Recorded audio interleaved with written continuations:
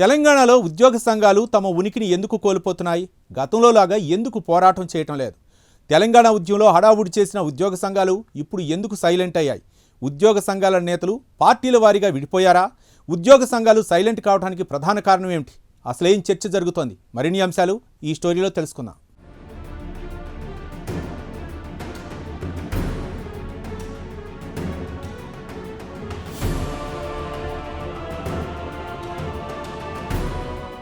ఉమ్మడి ఏపీ తెలంగాణ ఉద్యమంలో ఉద్యోగ సంఘాలకు ఘనమైన చరిత్ర ఉంది. ఇక అలాంటి ఉద్యోగ సంఘాలు ఇప్పుడు ఉనికిని కోల్పోతున్నాయి. ఎందుకు ఉద్యోగ సంఘాలు ఒక్కసారిగా సైలెంట్ అయ్యాయనే చర్చ జరుగుతోంది.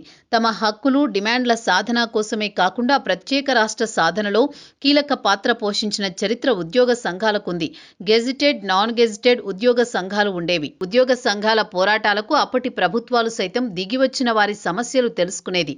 కానీ ప్రస్తుతం ఉద్యోగ సంఘాలు ప్రభుత్వానికి అనుకూలంగా కొంతమంది, మరికొంతమంది ప్రభుత్వానికి వ్యతిరేకంగా విడిపోయినట్లుగా ప్రచారం జరుగుతోంది.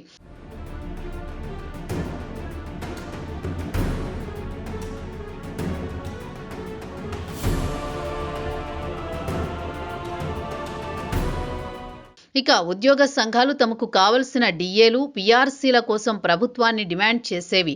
ఒకవేళ ప్రభుత్వం ఉద్యోగుల డిమాండ్లకు సానుకూలంగా స్పందించకపోతే వివిధ రూపాల్లో ఆందోళన చేసేవారు. దీంతో స్వయంగా ప్రభుత్వం దిగివచ్చి మంత్రులు, ఉద్యోగ సంఘాల నేతలతో చర్చలు జరిపేవారు. దీంతో రాష్ట్రంలో ఉద్యోగ సంఘాలు తమకు ప్రత్యేక ఇమేజ్ క్రియేట్ చేసుకున్నాయి. దీంతో పాటు తెలంగాణ రాష్ట్ర ఉద్యమంలో ఉద్యోగ సంఘాల పాత్ర ప్రధాన భూమికగా నిలిచింది. పెన్ డౌన్, సకల జనుల సమ్మె లాంటి ఘట్టాల్లో ఉద్యోగ సంఘాలు పాల్గొని తమ గళాన్ని వినిపించాయి. ప్రత్యేకంగా జేఏసీలు ఏర్పాటు చేసుకుని తమ సమస్యల కోసం పోరాటం చేసేవారు.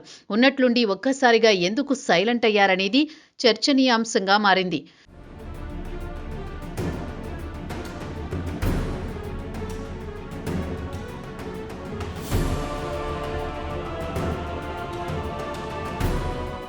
తెలంగాణ రాష్ట్ర విభజన ముందు తర్వాత ఉద్యోగ సంఘాలు కొంత యాక్టివ్గానే ఉన్నాయి.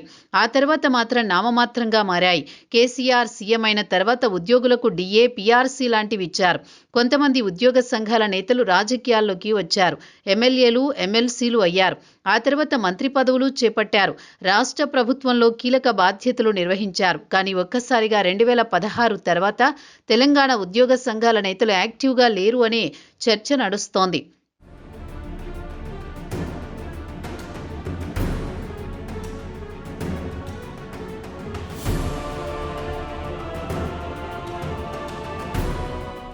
ఇక ఉద్యోగ సంఘాల్లో ప్రధాన బాధ్యతల్లో ఉన్నవారు రాజకీయాల్లోకి రావడం, అదేవిధంగా రాజకీయ నేతలతో సన్నిహిత సంబంధాలు కొనసాగించడంతో వారి ఉనికి ప్రశ్నార్థకంగా మారినట్లుగా తెలుస్తోంది. తాజాగా కాంగ్రెస్ ప్రభుత్వంలోనూ ఉద్యోగ సంఘాలు యాక్టివ్గా లేవు. దీంతో తమ హక్కుల కోసం ఇప్పటికైనా ఉద్యోగ సంఘాలు తిరిగి యాక్టివ్ అవుతాయా లేదా అనే దానిపై ఉద్యోగ వర్గాల్లో సందిగ్ధత నెలకొంది.